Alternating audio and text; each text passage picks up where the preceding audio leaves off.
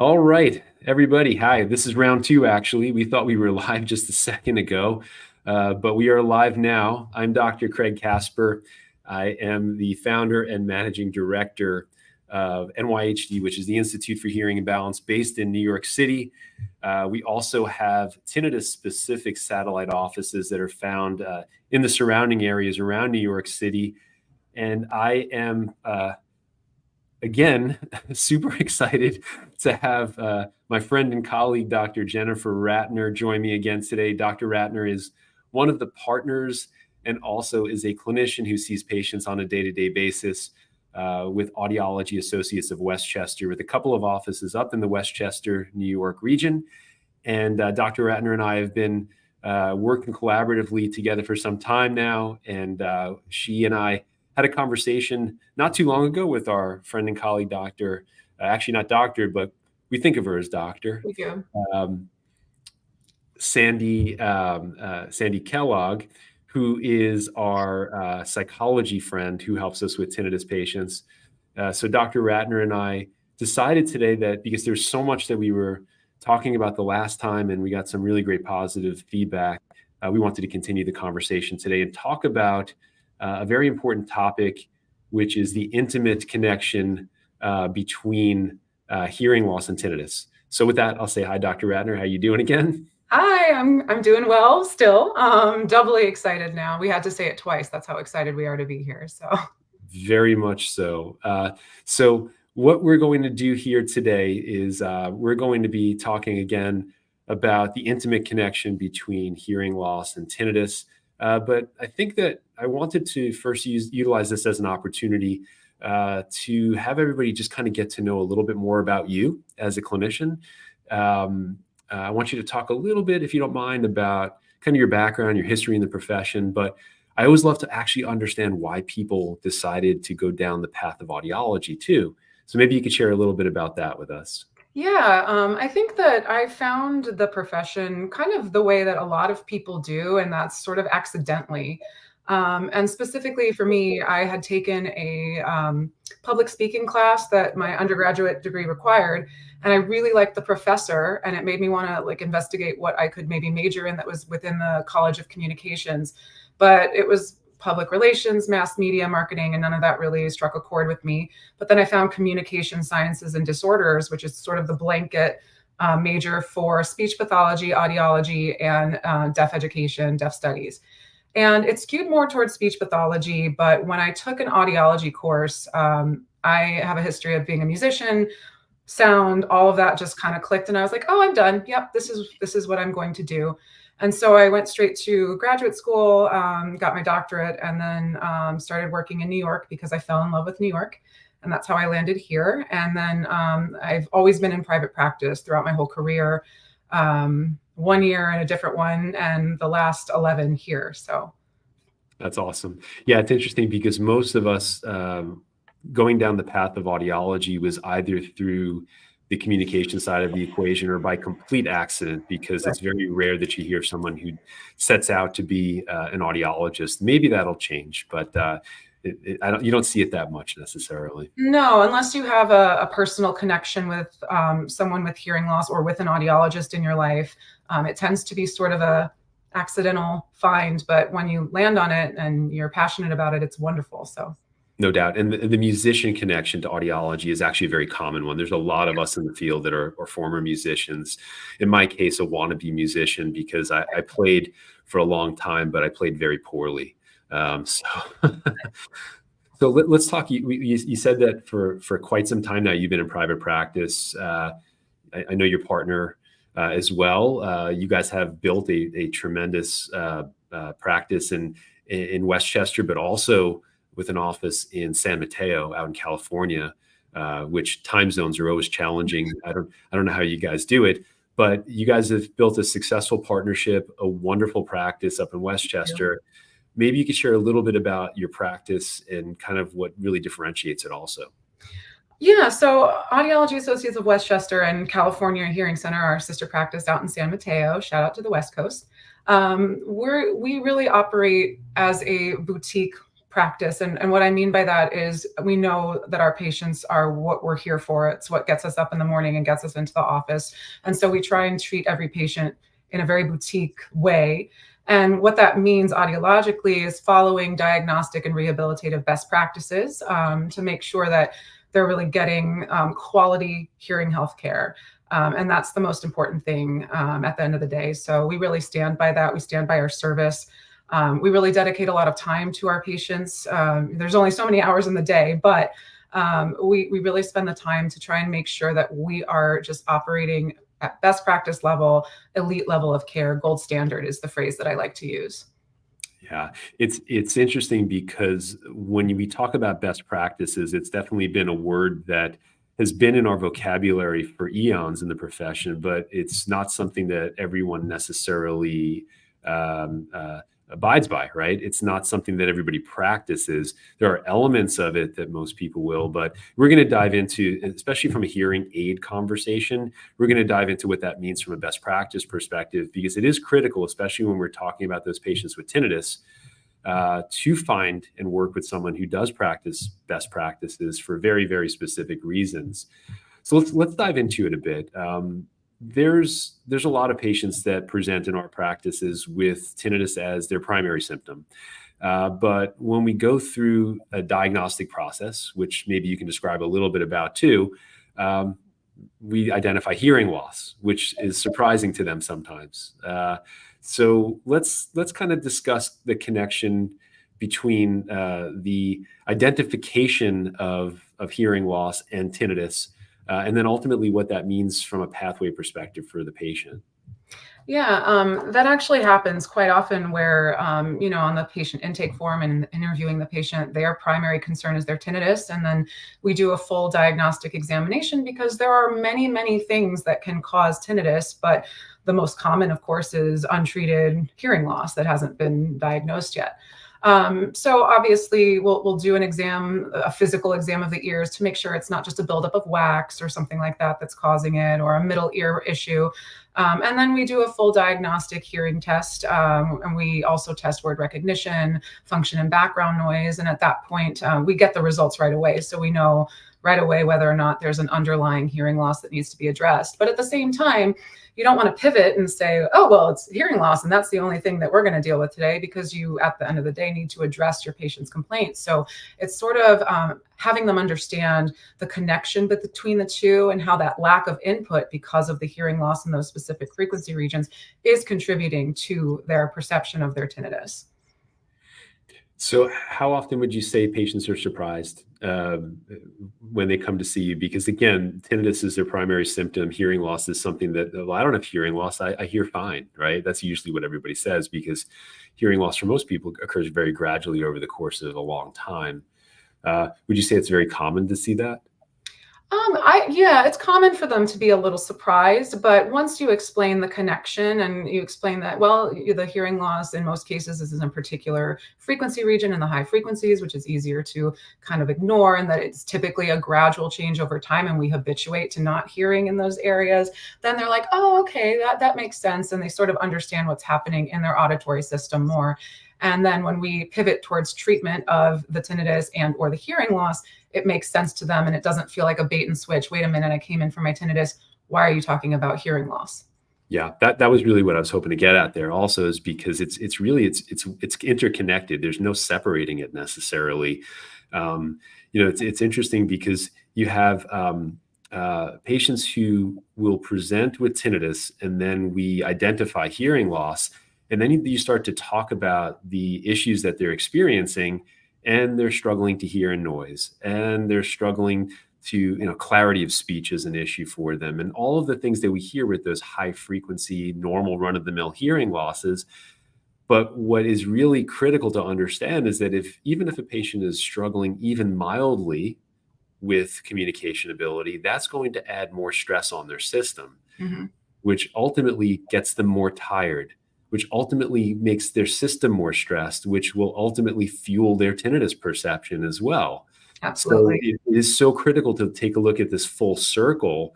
And as you do, and as we do collaboratively, and talking to patients about the impact that their hearing loss has on their tinnitus, And then Right. ultimately the impact that their tinnitus will have on ultimately their hearing ability in terms of being distracting and all that stuff. A common question that I'll get oftentimes is, as my hearing loss gets worse, will my tinnitus get worse? So I'm curious to hear your thoughts on that. Well, so the answer, I guess, all my answers in audiology are it depends or not always or what have you. But, there are people who have no hearing loss or no measurable hearing loss that have significant bothersome tinnitus. So Mm. there's not exactly a one-to-one correlation, but the less input the system gets, the worse it is for the system. And the more the brain is going to focus on the noise it is hearing. So there is some correlation, but it's certainly not one-to-one. Yeah, I would agree with that. I think that that's the one thing, especially as we counsel tinnitus patients, because they're so concerned that as their hearing gets worse, or they had a family member who had more significant hearing loss, and they feel that they're predestined for that degree of hearing loss also, that their tinnitus will just get much, much worse over time. And I have the same conversation with those patients that you just described. It is not a one-to-one relationship, but when we're not hearing well, it is important to actually manage the hearing loss, because the more we're stimulating, the less your tinnitus will be bothersome for you. Just by virtue of the fact, if someone has bothersome tinnitus and hearing loss, the hearing loss is putting them in a quieter overall environment throughout the course of the day, which does not lend itself to helping to provide stimulation or even soundscape, as we call it, right? Correct. Yeah. That helps to distract from the tinnitus in many ways. And I want to talk about the word masking in a bit too, but I don't want to touch on it just yet, because it can be a dirty word in some cases, but it could be also a very useful thing for short-term use for patients. But let's talk a little bit. Let's say that we have a patient who has hearing loss. They came to us for tinnitus. We've identified the hearing loss, and as a result of that, the patient may be an appropriate candidate to do something about their hearing loss. Right. So when are people appropriate, or when are they appropriate candidates for hearing loss versus going down a tinnitus specific pathway? Well, certainly if there is no measurable hearing loss present, obviously then it's going to be let's address the tinnitus and there's nothing else here to address. But any degree of treatable hearing loss, even to a mild degree, the hearing aid conversation is appropriate, and I have it at that point. And I always tell my patients that we're not going to just address your hearing loss with the hearing aids and ignore the tinnitus and pretend like it wasn't why you came in. It's sort of a multifaceted approach.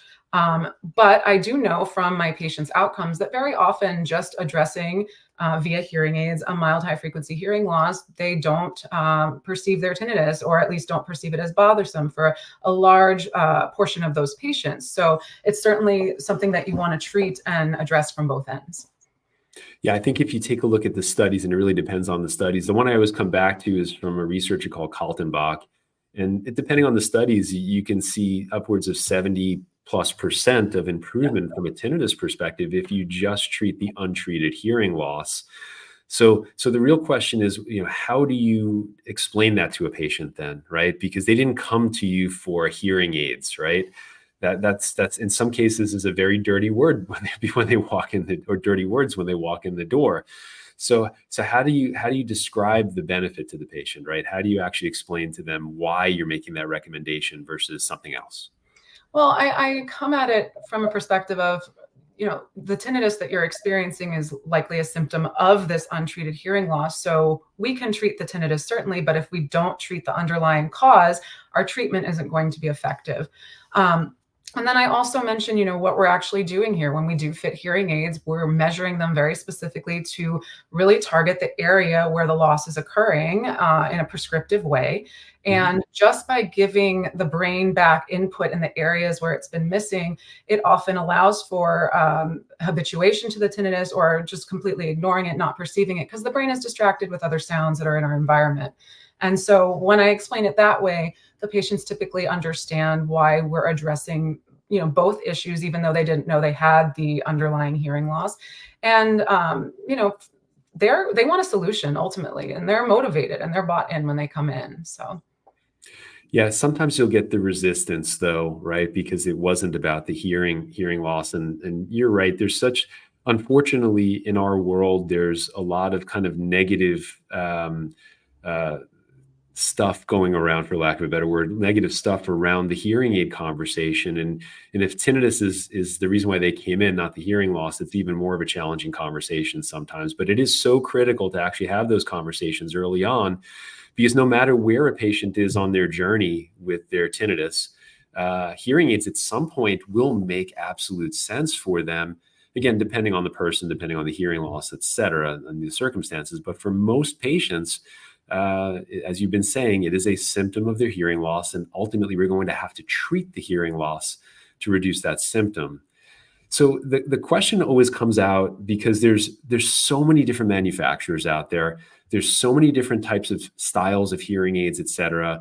The audiologist and the professional is confused half the time with the names of technologies and what the benefit is and all of these different things. I can't even imagine, with now the conversation of OTC and all the junk that gets thrown at patients online from a tinnitus perspective, how they can make a good decision, right? So how do we as clinicians establish what is the best choice for an individual patient from a hearing aid perspective, right? Manufacturers, assuming that, like you guys, like our practice in the city, et cetera, we're agnostic when it comes to manufacturers. We're not owned by manufacturers, so that gives us the beauty of choice. But how do you choose when you're sitting down with those patients? That's a great question, and I get asked it all the time. And as you mentioned, we have accounts with all of the major manufacturers, because the fact of the matter is that all of them make a decent product that is made to target hearing loss, particularly high frequency hearing loss, because that's the most common type that we see. And what's best for an individual really depends on that individual's needs. So obviously, we're looking at the audiogram, the hearing test results. That's a no-brainer. We have to factor that into the account. But there are going to be specific needs socially, physically, all of those things for each individual patient that are going to determine what I recommend. If they have a physical difficulty getting the hearing aid up to their ear, there's going to be a solution that I'm going to go to more so than another for that. And so I take all of that into account when I'm making a recommendation. And I always like to let the patients know that I'm making this recommendation based on data I have from other patients who have been in similar situations, experience, and what I know from you and meeting you and interviewing you and asking you these questions. But ultimately, in every state, there's an allowable period of time during which time, if you're not seeing the results that you expect or want, you can pivot and you can switch. And if you have other manufacturers in your arsenal, you can do that. But there is a reason I'm recommending this particular one, whichever one that might be. And it's because you said X, or it's because you said music is part of your passion. And I think there's a great solution for that here. So it's always based on the person sitting in front of me. Highly personalized, Very much so. very tailored for it has to be tailored for each individual's needs. The most important thing I think you said also is that there's a lot of flexibility in terms of maneuvering if something is not working necessarily, but based on this concept of best practices, right? We know that if someone is fit in an office like yours with a hearing aid, with a pair of hearing aids, or a hearing aid if they only need one side, that they're fit to the best that anybody could potentially fit them to. So if they're not going to be successful in your office, they're not going to be successful anywhere for that matter. All right. I try and tell them that the fitting process is very specific and individualistic as well, not just the selection process. So we're literally measuring in your ear what the hearing aid is doing and making sure that we're verifying that we're correcting what we're meant to correct for. And then we also do validation measures where we test you unaided versus aided, particularly in noise, because that's most people's complaint. And if we're not seeing the desired outcomes, that would be a reason to make a change. But we are data driven, and we're going to use that data to inform our decision-making process. Yeah, so critical. That actually leads to another question that I have for you, because when we talk about tinnitus, sound sensitivity issues are oftentimes, they go hand in hand. And we see that with a lot of patients, whether they're true reduced tolerance levels where they cannot tolerate sounds that are of a certain volume, Or there's a psychological underpinning where the patient is very protective of their system because they're concerned about flaring their tinnitus, right? Correct. Which in some cases, especially things like concerts or use of power tools, et cetera, a totally reasonable thought to have. But for day-to-day normal life, we don't really have to be concerned too much about that. But a lot of folks with tinnitus have those reduced sound tolerance levels. So how do we address those sound tolerance levels? And it goes into a little bit more of what you were talking about from the verification perspective, those sound sensitivity issues and hearing aids and tinnitus. And maybe you can go back to even the diagnostic process first to talk about the data that we use that'll help guide us as we go forward with those types of patients. Yeah, so especially for patients with sound sensitivity reported to you and tinnitus, you're going to want to measure that, and you're going to want to know what that looks like, because just like tinnitus is and just like hearing loss is, it's very individual to each patient. So we're actually able to measure what are called uncomfortable loudness levels, which is a little unpleasant, but it gives us really important data to know, like, where is this person's threshold and tolerance level. And so when we do that diagnostic part of it, then we can use that in the verification and make sure that the output of the hearing aids is not exceeding that tolerance level. So we know that they're not going to be uncomfortable in those kind of situations. But I think that, the algorithm will create sort of average based on your audiogram. But for people specifically with sound sensitivity issues, you really want to individually measure that, because it does matter. There's no doubt. The data always matters, right? It's really having as much information as you possibly can about each individual patient to tailor their treatment for them. That's why the conversation of kind of generic fit is while I believe there's a place for OTC and things of that sort, I think when it comes to patients who are bothered by things like sound sensitivity or tinnitus or have more significant hearing loss, it's really, really important to get the data. So we can help them get to their endpoint faster and much more comfortable. We touched on the word masker before, and masking. It's sometimes seen as a dirty word in the world of tinnitus, and understandably so, because it's not necessarily long-term treatment for most patients using maskers. Oftentimes we'll see patients who use masking devices for decades, and they just can't get away from it. It's just it's their security and it's their cover. And it's then harder and harder to get those patients pulled away from those masking devices. Is there ever a point in time where you feel masking is appropriate for patients? I do, and I've used it quite successfully in specific cases. And so the way that I sort of prep the patient for this, though, is I say we don't want to introduce this sound that's just completely overpowering the tinnitus, so that you're not perceiving your tinnitus, but it's only because you're perceiving this extra loud sound that you're purposefully streaming into your hearing aids or your maskers or whatever the case may be. I focus on the fact that the goal here is habituation to the tinnitus. So we want to set it in a way and verify it in a way to make sure that it's sort of at the mixing level, where if you search for it, you could find both, but neither are bothersome or obtrusive. Long term doesn't necessarily fix the problem. It can for some individuals, but it's definitely a tool in the toolbox. And I think as long as you're counseling the right way about it, it can be effective, at least in the short term, certainly. And it's good for the patient to know that it is an option, and that they can rely on it, but not forever, always. And this is their crutch that they just hold on to and never get rid of. I would agree. I think that having some form of sound therapy, especially in the acute stage for patients, to give them some level of control is critical, because that sometimes can help patients not kind of spiral into a super negative direction with their tinnitus. I agree with the mixing point. Jastroboff talked a lot about the mixing point, and it's part of tinnitus retraining therapy, and it's an appropriate use of sound. That said, there are camps that have studied masking for decades, particularly on the West Coast, where they look at things like residual inhibition and how we can achieve that, which for those who are watching and don't understand residual inhibition, it's basically if we provide a masking sound to someone and we take it away, their tinnitus basically disappears for a period of time. And for some people that can be seconds, for some people it can be longer. So I do agree with you. I think that it's really important to keep all options open for patients and see what they're up for, and give them the opportunity to make the educated decision about what their path looks like going forward. But again, fueled by the data, I think, as well. And we can see if residual inhibition is effective. We can do that in the booth with patients too. We can measure that. Data, it's helpful. There you go. But I like giving options to patients, and I like explaining why this is an effective option or not so effective option. But even if they happen to be under more work stress for a period of time and they need something temporary to get them through, there's things you can do for that. My patients without hearing loss that don't have maskers, I've told them, like, literally there are apps that you can stream through your AirPods that will provide that sort of same kind of thing. It's like having a noise generator in the background when you're doing your work, so that there's something going on in there. And so just having the tool in the toolbox, as I said, is helpful.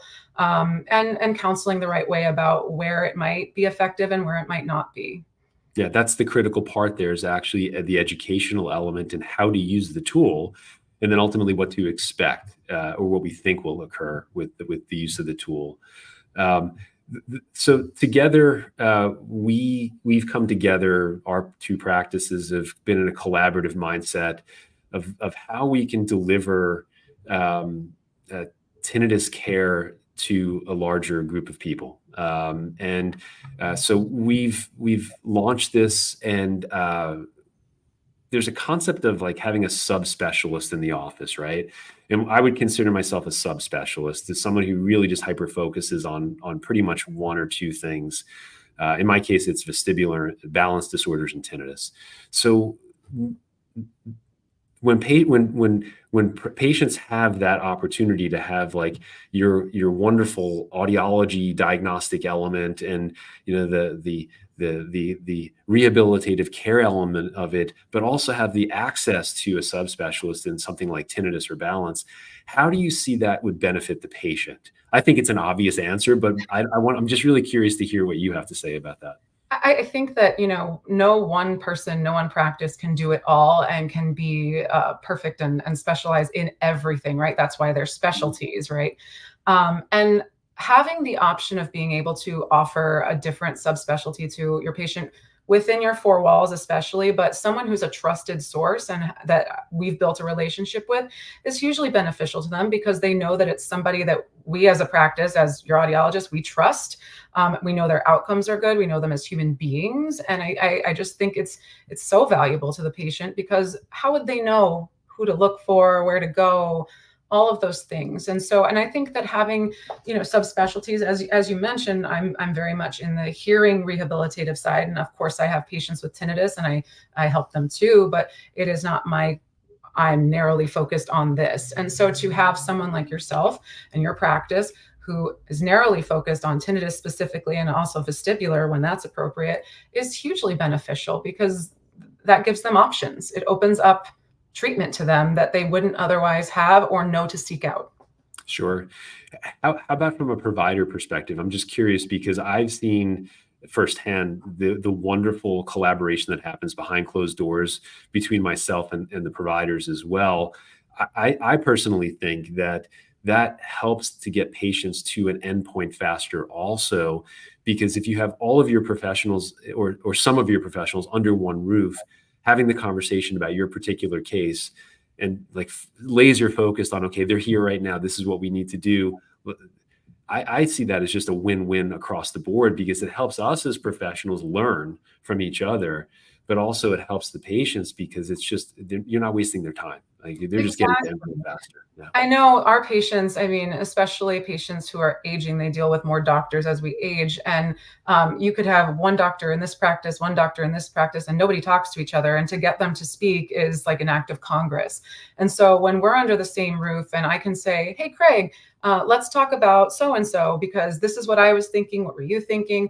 And when we're doing that collaboratively, when the patients get to see that and get to see that immediacy, it's a no-brainer. I agree. When I started working in a hospital years ago, I was at Columbia Presbyterian, and I would see how the different departments would collaborate on cases.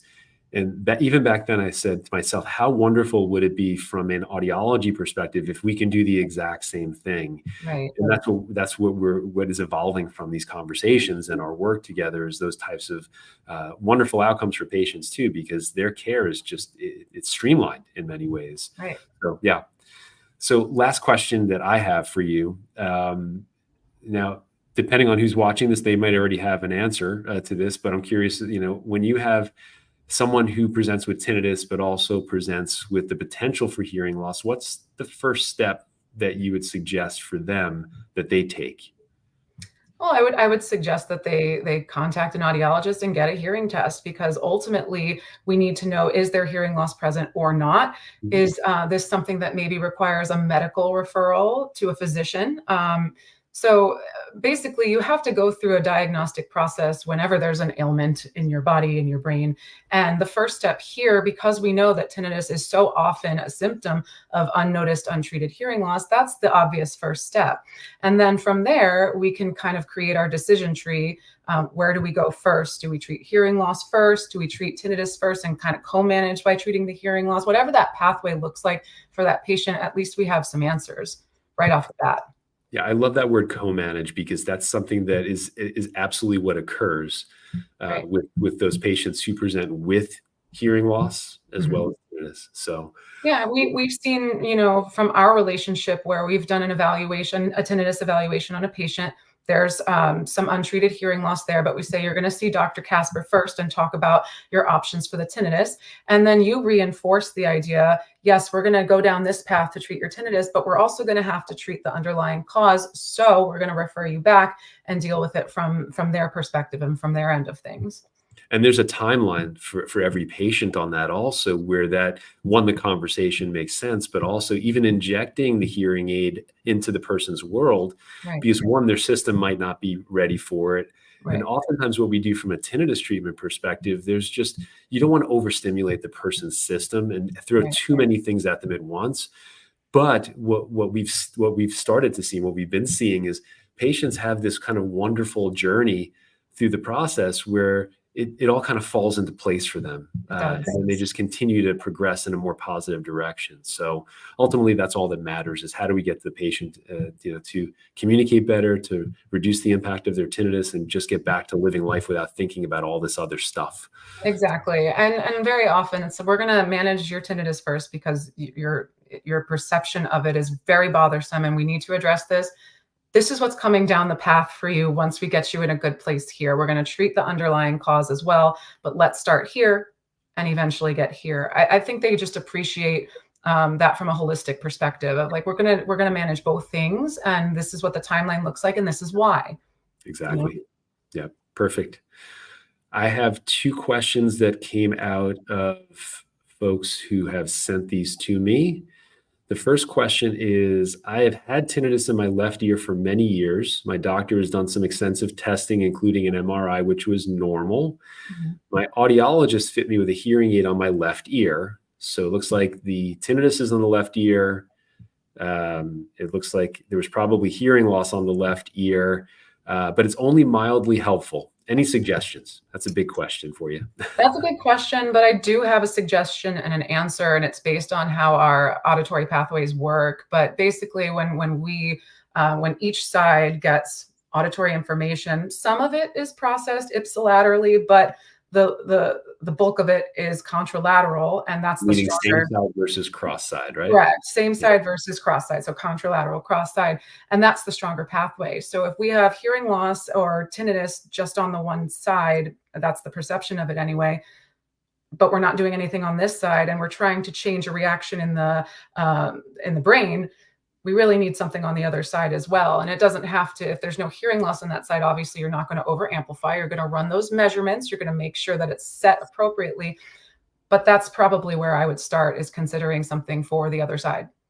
Yeah, it's so interesting because years ago we used to do these little experiments with patients who had unilateral tinnitus that, again, cleared of anything medically treatable at that Mhm. point. Um, and we would put a masking noise to cover up the tinnitus on that ear, and then it's, oh my goodness, I don't hear the tinnitus on that side. Oh, wait, I hear it on this side now. Yep.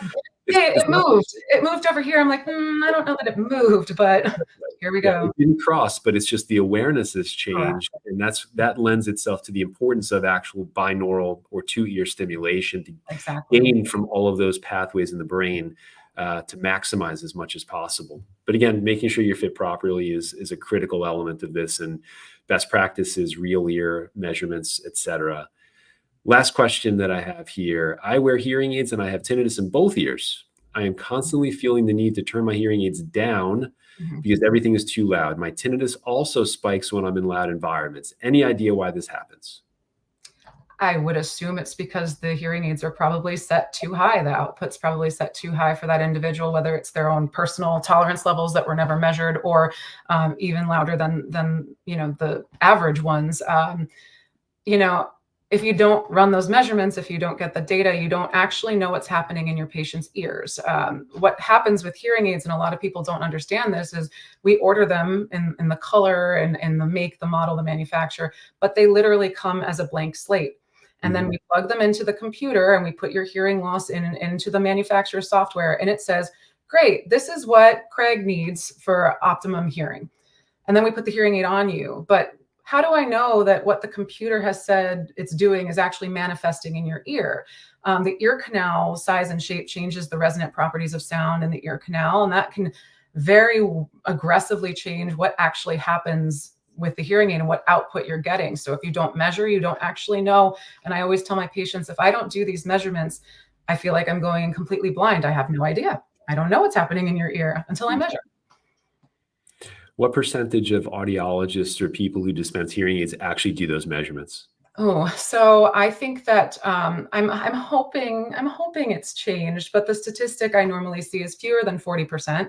Yeah, And people always then ask why, and I say, well, I don't know because I do those measurements. But I know the equipment is expensive. I guess it takes time. And the funny thing is, I always joke with my patients, it takes longer to set this up than it takes to run the actual measurement and adjust. But that's why getting the message out about best practices is really helpful, because it lets the consumer understand if they're getting what they really deserve and should be getting for best hearing healthcare. 100%. I don't think I could say it any better because it is so critical for those measurements to be completed for us to feel 100% confident that what we're putting in the person's ear is actually what they need. Right. So wonderful. I don't have any more questions for you today. I think you did a great job at answering my questions and the couple of questions that popped through. I appreciate your time. I appreciate the opportunity to work with you and Me kind of too. share knowledge. And I think these are great and kind of wonderful educational sessions that people need to know these details. They don't get this information in most places. So thank you so much for sharing your knowledge. And we'll continue to do that too. We'll have more of these. Let's see. I think I have one more comment. Oh, I looks like someone who I've known for a while. It looks like, hi doc, we met. I'm not sure if this is my patient or your patient. It just says, hi doc. We met not too long ago. I don't know how to set my hearing aids. I think the most important thing to do is schedule a follow-up appointment and not be a stranger with your clinician, whoever that clinician is. I can speak for myself and also for Dr. Ratner. I'm sure that we love when patients follow up with us because we want to make sure that they are doing well, period. That's the only goal we have. Yeah, and I get a lot of patients who I've developed a relationship with, and they come in and they're like, "Well, I didn't want to complain, or I didn't want to bother you," and I'm like, "Well, that's sort of why I'm here, is to help you hear better." And if I'm unavailable, if you can't get in with me, I have a team of people that are all, practicing at the top of the profession that can help you as well. So yeah, get in contact with us. 100%. Yeah, we never want our patients to be strangers. We actually love when patients are regular visitors because it's interesting. You probably experienced this in your practice because you've been at it long enough. Also, your patients become your family members. Like you know everything about them. They know everything about you, Yep. and it's kind of a nice thing. And it's important for them to understand that the door is always open. That they should always revisit at any Yeah, point if there's something not right. So, absolutely. or when something's great and they're just checking in to say hi. Yeah, we like that too. Yeah. So Okay, it doesn't look like anything else is popping through on my list here. Dr. Ratner, thank you again so much for your time today. It was really a pleasure again. My pleasure. And for everybody who is watching this live or recorded, we really appreciate the energy and time that you put into listening to us, and hopefully you've learned a bit. Feel free to reach out at any point to either one of us if you have questions about tinnitus, hearing loss, anything in the auditory or vestibular system. So thanks again, guys, and we will Thank see you next you. time.